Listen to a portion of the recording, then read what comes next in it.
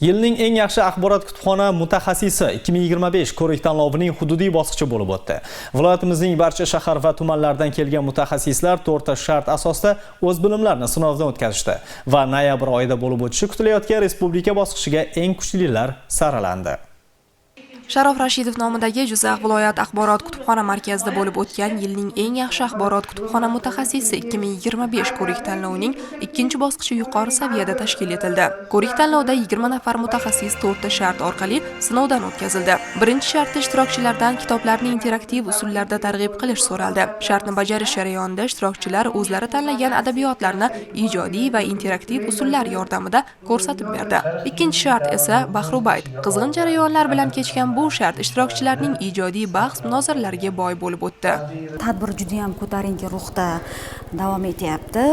Bu tadbirdan maqsad biz kutubxonachilarni yana ham bilimlarimizni oshirishga va sohamizga juda ham katta e'tiborlar berilayotganini ko'rsatish maqsadida tashkil qilinmoqda.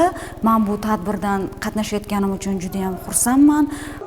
Uchinchi shartda ishtirokchilardan kutubxonada amalga oshirilgan loyiha taqdimoti so'raldi. Unga ko'ra, ishtirokchilar o'z amaliy loyihalarini sodda, aniq va kreativ tarzda taqdim etishdi. To'rtinchi shart esa test sinovlari, kutubxonachilik sohasi, mantiqiy savollar va huquqiy savodxonlik bo'yicha 20 ta testga ishtirokchilar javob berish orqali o'z bilimlarini namoyon etishdi. Qiziqarli voqealar, jarayonlar kechyapti. Men ham o'zimni chiroyli bir buktrilerim bilan qatnashgandim. Albatta hakamlar hay'atiga juda ham yoqdi.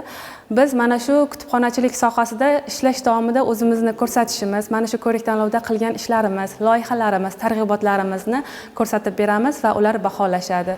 Bu albatta kitobxonlar oldida o'zimizni yuksak vazifamiz, qilayotgan ishlarimizni rivojini ko'rsatishda bir yordamchi, ko'makchi debocha desak mubolag'a bo'lmaydi. Yilning eng yaxshi axborot kutubxona mutaxassisi 2025 ko'rik tanlovining viloyat bosqichida 4 ta shart asosida bellashgan ishtirokchilarning ballari hisoblanib, 3-o'rinni Mirzacho'l tumanidan qatnashgan ishtirokchi egalladi. 2-o'rin Do'stlik tumani sharafini himoya qilgan ishtirokchiga nasib qildi. 1-o'rinni esa Jizzax viloyat axborot kutubxona markazining xodimi egalladi.